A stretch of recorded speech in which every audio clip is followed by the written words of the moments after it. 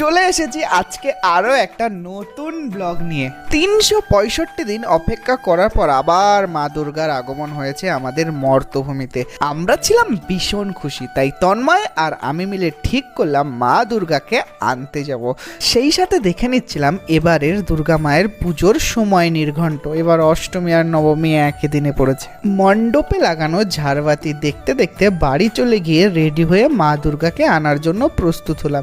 এখানে আরো এক মা দুর্গা তার মন্দিরে যাচ্ছে। অবশেষে আমরা চলে এলাম কুমোর বাড়িতে আমাদের মা দুর্গাকে নিয়ে যাওয়ার জন্য। এই দেখো আমাদের মা দুর্গা। তারপরেই আমরা মা দুর্গাকে নিয়ে যাওয়ার জন্য প্রস্তুত হলাম। একে একে মা দুর্গাকে সবাই বার করে নিয়ে এসে ভ্যানেও তুলে দিলাম। তারপরেই চলে গেলাম আমি পড়াতে। গিয়ে দেখলাম ছাত্রছাত্রীরা অনেক কম এসেছে আজকে। তারপরেই চলে এলাম আমাদের মন্দিরে, মাকে দর্শন করে ভিডিওটা শেষ করলাম। Tata, bye bye.